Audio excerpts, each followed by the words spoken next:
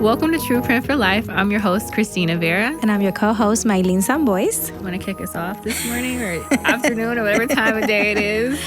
We're so excited to be back with you today. Thank you so much for tuning in and listening. Thank you for all your messages, your positive takeaways that you're sharing with us. We ask that if any of our episodes have touched you and have helped you, to please share that with your friends and definitely leave us a rating on our platforms that we have our podcast available. So, Christina and I have a lot of great conversations in and out of the podcast.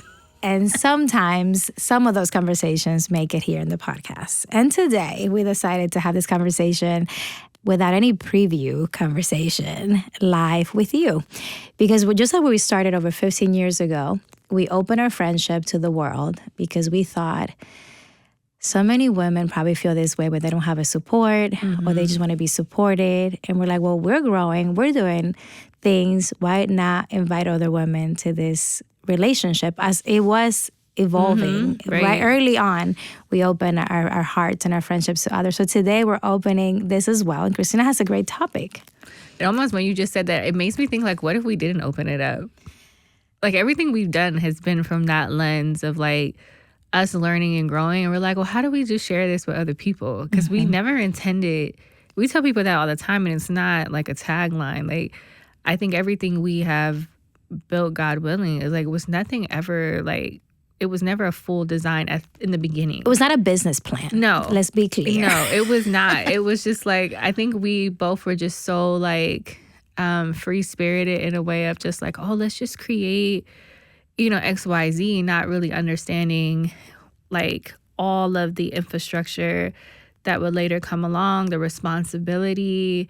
And so just even thinking about when you said that, it was like, we went forward with it initially, obviously, with just wanting to create this ecosystem. And then over the years, we recognized the responsibility and really what was the bigger vision with all this. And it's like sometimes you're so, you question whether to say yes or no to a person or opportunity or experience. And it's like, what is the cost of, what would have been the cost if we had said no? Like, no, actually, like, we're cool with just she and I. It's like, actually, we're not going to open this up. Like, and I think in the beginning, we fought. I think so many different times there were at different pit points. And still, I mean, year by year, we're like, is this too much? It's just like, could it? Because easily, I think when you open up to the world the way we have, and we take on the responsibility of not just impacting our lives, but impacting thousands of people every single year, whether it's the work that we are co-leading at Femergy, where we serve a little over 3,000 women and girls a year, whether through our podcast, the book, other business ventures, our speaking engagements, all of that is just like the cost of like, if we had just said no, I mean, we might have a little more like money and peace. But it's always, I mean, obviously, as we say here, it's bigger than you. And we have always, I think, had that strong discernment that the work that we're doing, it's not about us. It's not, we are just the vessels that we believe God selected to do this contribution of the work, right? Like, there's so many people that are also in these spaces of service.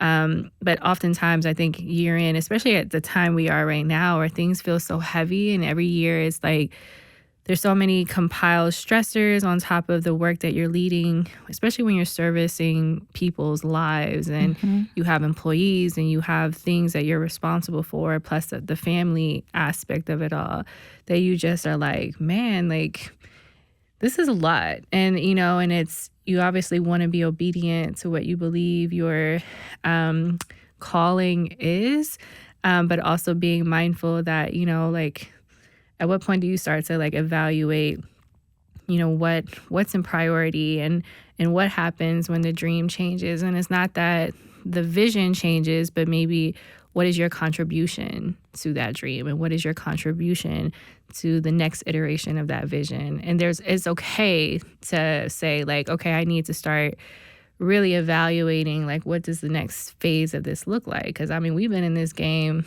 technically 12 years as an official, as official entities, but we have really been building in these spaces 15, 16 years. Yeah, 26 is 15, 16 years. Yeah, because wow. Juliana's 17. Yeah. And we started when Adrian was born officially, and he just turned 13. Yes, but we were before him. Yeah. Before he even came into the picture of the world. I remember when I told you I was pregnant, we were at a sushi restaurant. Like now? And Maylin about fell out her seat. I was like, wow. We were having sushi. You just had a baby. And she was like, because we were talking about business too. We were just kind of in this cusp of like, all right, we about to do something, but we don't really know exactly what that something was. And she was like, yeah, something. I was like, yeah, I'm just going to need about 9 months. And then I'll be fully back in the game. And you were like, no, I think we can do this. And, she was trying to give me a shorter timeline. And I was like, no, probably like 9 months. And then she's still not quite connecting the dots. I know what 9 months meant. Yeah. And then finally, I said it, I think the third time. And you were like, are you pregnant? And I was like, yeah. You was like, you couldn't have waited 1 more year. And I was like, it's fine. It's going to be fine. Like, not a problem. And then, boom. My apologies. She about fell. I thought I was compassionate she was back so then. loud in that sushi. She's like, are you pregnant? I was like, girl, like the whole restaurant knew at that point. And I was like, yes, but it's going to be fine. And it's been fine. And it has been great. It worked out. I strapped that baby on my back and we made it do what it do. She is a warrior, okay? 3 kids, warrior, all right? I knew one. He was my last one. I was like, you know what? That's it. Adrian was meant to be, and I'm grateful to God. Yes. But it was just such in a space of us, following our hearts, following what we believe our calling is and was, and but often just thinking about like the just following and saying yes when we easily could have ignored and said no. And then I don't even know what we would be doing. I don't know. I mean, I will be at a blue bank probably. You would be, okay. You think so? I mean, maybe. You probably would, because you are very, like, you loyal. You be there 25 years. Absolutely. If it's not broken, why fix? You know what I'm saying? Like, so, I mean, when you talk about when the dream changes, I was like, but what changed? And I'm like, well, actually, think about this. Where I was, the trajectory was, you get a good job and you retire from there when you are like whatever age is retirement, and you work in a nice air-conditioned place, and you do what they tell you, and you do your best, and you go home and enjoy your vacation. Like, that was really as far as my mind could go at that time, because I didn't know you could have businesses. I didn't know what a nonprofit was. I didn't know any of that. So, like, when we met and my eyes were open to all of these things, I didn't know that the dream was changing. I just knew that it didn't feel the same anymore. Like, the retiring from that from that company, as great as it wasn't, it didn't feel like the thing anymore, right? Like, it was other things that were given. Yeah. And even my parents were fighting me, like, how you lost your whole mind. Oh, I remember. Like, what? You're leaving the blue bank to go for less money? Right. For free. Because we didn't even have no money back then, actually. For sure. But, everything happened in a way to give the lessons and the training needed to be where we are. So everything has happened as it needed to happen. Even then, for some people, it makes sense. And that's the thing. For some people, sometimes things don't make sense. But making less money, but being able to feel fulfilled is so much worth it. Right. Because we were serving in any job after I left. Even then, I was serving. I think even in that role, I was serving. But I feel like I was serving more. Yeah. Like, literally, I got an award at that job for the next position I was going to take. So before I left, I was given this award by one of the employee groups for helping, like, entrepreneurs or something. It was like I encourage people's dreams. It was something, like, so bizarre to me. I was like, I do that? What? How? And then the next position I got in the community was helping small businesses. I remember. And it was really like a projection almost, right, or a prevision of what was coming. Because I was like, why in the world would this organization give me this award? Like, who am I helping with small businesses and ideas and entrepreneurship? That word I had never really heard it much. And literally my next job was helping small minorities start their own business. And I was like, that's interesting, right? Right. And all the lessons that came with that position.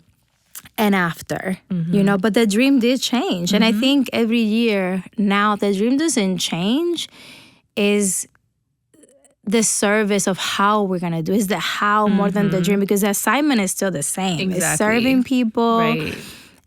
I think when we started the nonprofit, we didn't know what a nonprofit truly was. I mean, I personally didn't. I know we did it because somebody was asking for a receipt. So thank God we have people that helped us figure out the whole registration for the nonprofit. Back then, we funded everything from our money. Our own money. Our own savings. And then that program just blew up. And we're like, we can't get enough journals from our little salaries no more, right? So we had to start asking for donations. Right.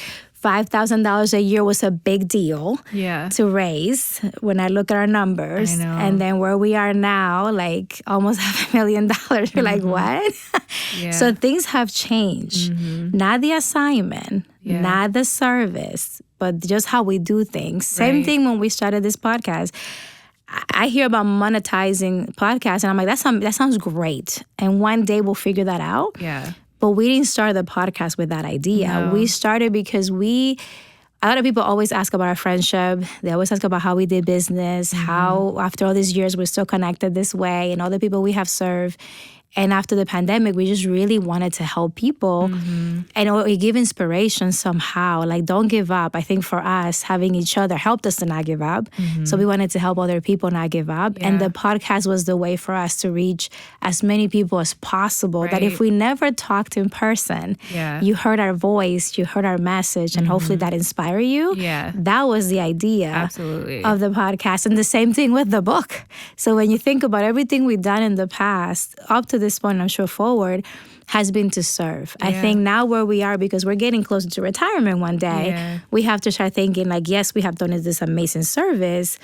Now, what are structures and systems that we have to implement to make sure that we're still serving and providing great value, but also we're able to create the revenue that we need to create to survive for our legacy of our family, and that we can continue to do this work and then hire the succession people that are going to come behind us to carry this work forward. So the dream, again, has not changed. Right. But how we're going to do the dream definitely has to change a little. Absolutely. And the phases of that dream, just like you described, was perfect. So good.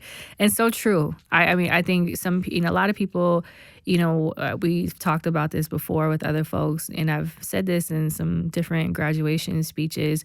You can't pick something solely based on making money. I mean, making money is important, but there has to be some other, pull or value add as to why you do things. And understanding that success isn't the finish line. It's not. Like for all the titles, all of that, like, for me, and I could say this for you too, and knowing you as well as I do, that's not the finish line for us. It's not to be able to be highlighted as Columbus's top, yada yada yada. Like, thank you. Thank you. No, I mean, I say that respectfully and humbly. Like, I think some people really get caught up in that. And, and it's just like, that's not what it should be about. That's not what your leadership should be based on. Yeah, like, we all appreciate the recognition, but success isn't the finish line. It's really about, do you feel like you lived a purposeful life? Does your family like you? Does your, like, when you think back on all the work that we have led, even looking at our professional careers up in our careers that we've had since being entrepreneurs, we're in our 40s now, so we've had at least 20 years of being in some kind of working space. Like, if people could say, what was your interaction with her? Like, what are they going to say? Like, how do you leave people? How do you leave organizations? How do you complete the assignments? Do you show up on time? Like, these are the things that, like, to me, that is a part of what is important when I think about, the dream, when I think about the impact. It's not about the title. It's really like, did I do what I said I was going to do? And did I do it with fidelity? Did I do it in a way that really moved the needle? And it wasn't just, transactional. It wasn't performative. And I think that's a big part of, as we're leading in this stage in our lives, we're not entering the workforce. And so if you're listening and you're maybe in that entry point of, 19, 20 years old, I would encourage you to really lock in on, what are you passionate about? And understanding that passion and your skill sets may not align. You might have to follow your skill sets to be able to have that stability before you can chase your passion. Now, you may have the infrastructure to chase your passion right out the gate, and that's wonderful. But if you don't feel like you have to compromise or you have to put yourself in a situation that you're not going to be 100% able to stay afloat.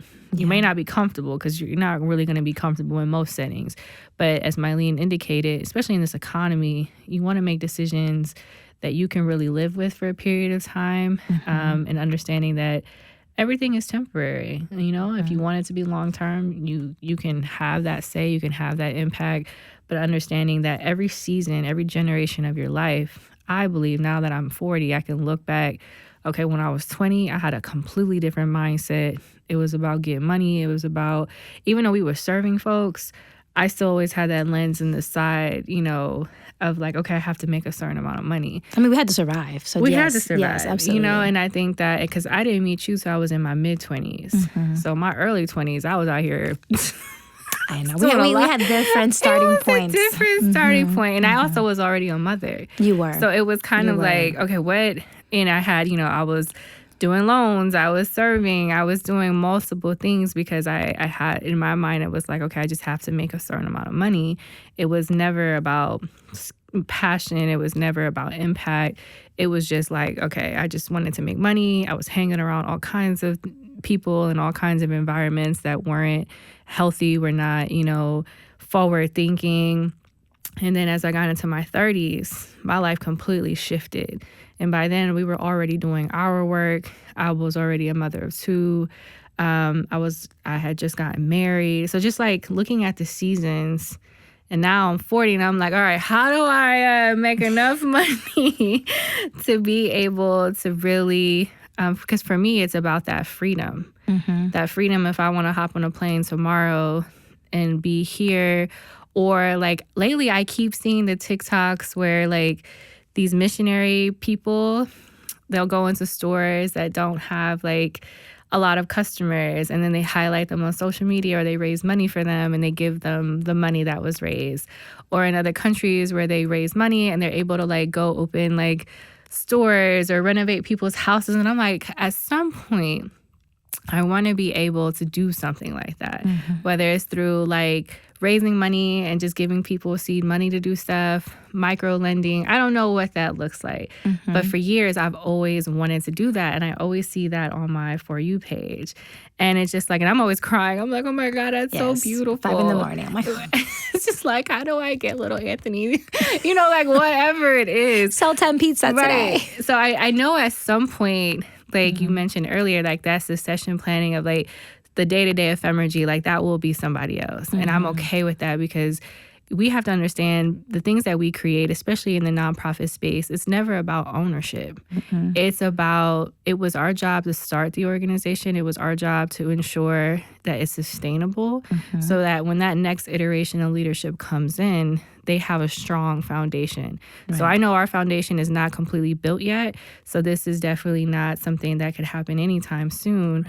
But I recognize that, Femergy started with us, but it will not, and it shouldn't end with us. It should never. It should never. Like, I want us to be that 50-year. I want us to be like that cute little picture on the wall when you go down somebody's hallway. They're like, okay, these were the girls that started Femergy back in 2014. And it could be like, because like to me, that is, ultimately not that why we do what we do, but I know eventually the next iteration of somebody will come in and they'll build Femergy to the next phase. And so recognizing that whatever I'm going to do with like this latter part of my 40s, probably first half of my 50s, I'm still in between about what that looks like.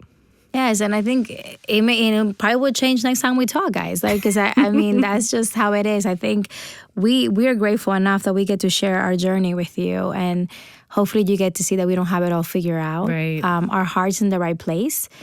There's a lot of things that we have figured out, and there's so much that we still trying to figure out and navigate, especially now as things are always changing. But one thing we can say is that we want to leave this world better than how we found it. And the work that we're doing everywhere, whether it be the book, the podcast, Femergy, with TruePrint, everything is in alignment with that desire. Yeah. And that's why even when things get really hard, we have to remind ourselves, like, this is bigger than us. This is not about us. It's never been about us, which I think is the fun part and why we continue to do this work. But as you are trying to figure out your own thing, I think something I keep thinking about is that some people want to start a new nonprofit, right? Like, they're like, I want to change something, so I want to start something. And I am not opposed to people starting their own thing, because I think everybody has their own assignment, their own desire. But before you do, could you check out what's already happening, right? Like, do you want to help girls and women? What organizations are already doing that? Can you put your money, talent, and gifts into that? Is there a program that you want to start? Maybe you want to test that out. We have people always reaching out to us. They want to start something. I'm like, do you have an idea of what you want to do? Because if so, maybe we can help you test it. Maybe it's a workshop that you want to test, and it's not specifically a program, a full-blown out nonprofit. Right. If you have an idea, try to find someone that's already has the audience that you want, that's already doing the work, and see how you partner and test your idea. Like, for us, we had to start something because somebody would not give us the opportunity to test the idea. And we started a nonprofit literally because of that, because had somebody, and I'm grateful for them today, because had they given us the opportunity, we would have tested, and maybe it wouldn't have grown to be this big thing that it is today. But we're not like that. And I think I am encouraging people. I mean, Femergy is one of the organizations you can reach out to with your idea, and if we can help you, we absolutely will.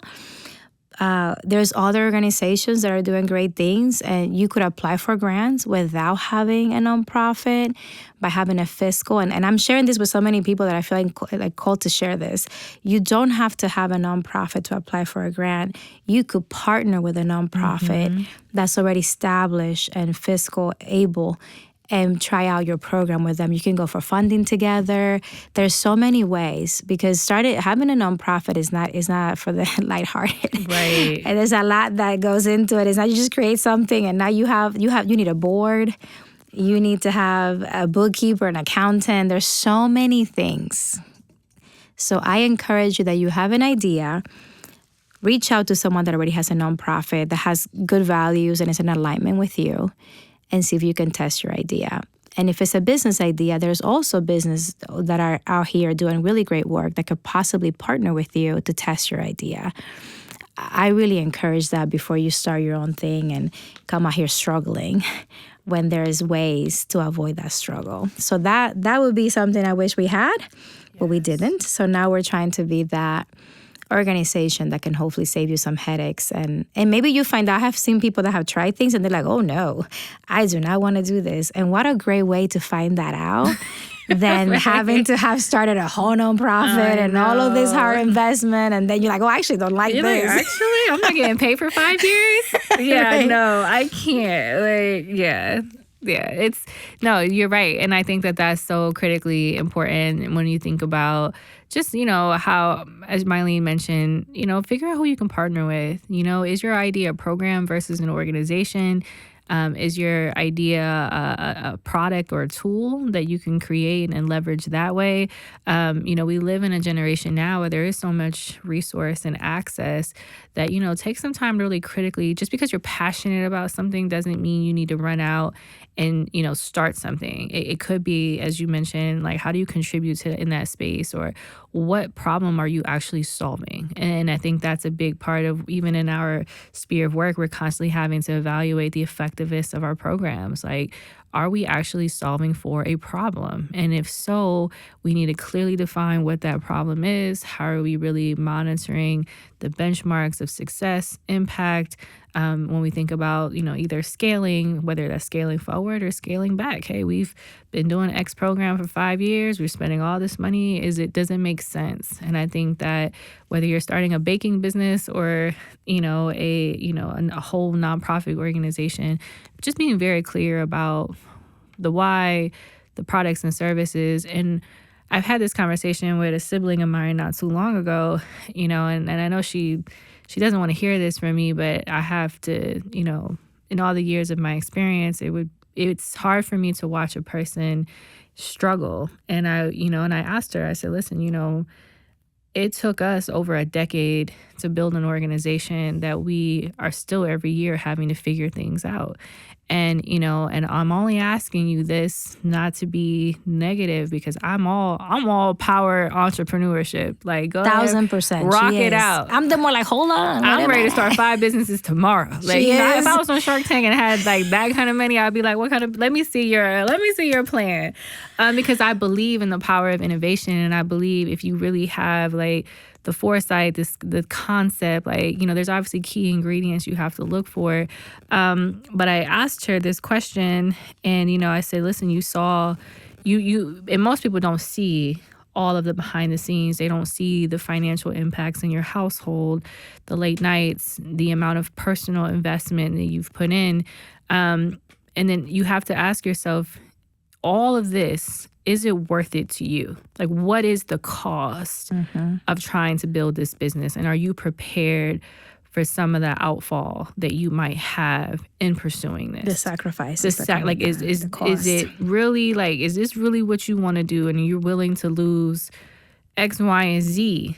Because there's a few things that I, as just a outside lurking in, that I'm like, I don't want to see you lose these things if it's just for this. Or is it, so...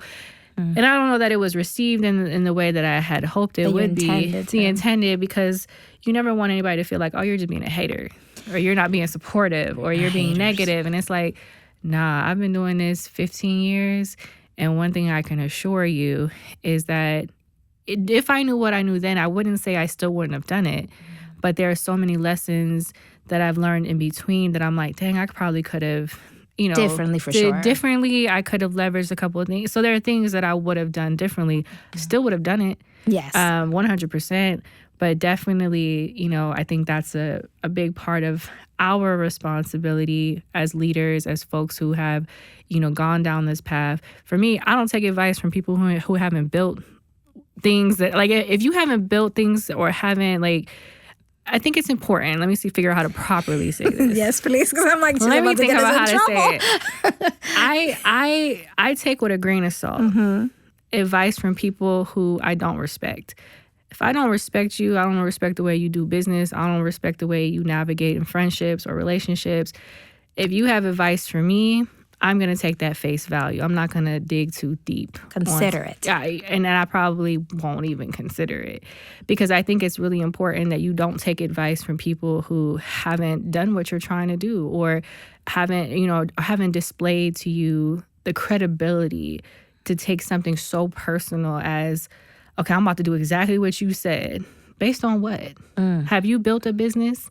Have you, there are things. Have you managed a business? Have you, have you navigated parenthood? Have you navigated marriage? Have you navigated finances? Like, be very careful. Like, there's all these podcasters, people on here saying all kinds of crazy things that people are jumping behind because the aesthetic sounds good. And it's like, that person ain't never done half of what you've done or are trying to do. And yet we're so quick to buy into programs, buy into events, follow them online. And we have to gatekeep that to a degree, and only allowing the penetration of advice, programs, and services on people who actually have the credibility and credentials, and I'm not talking about like academia. Like, academia is different. I'm more so speaking to, and even then, do they have a life that you admire and respect? Have they built businesses that you admire and respect? If they haven't, just be cautious and take their advice with a grain of salt.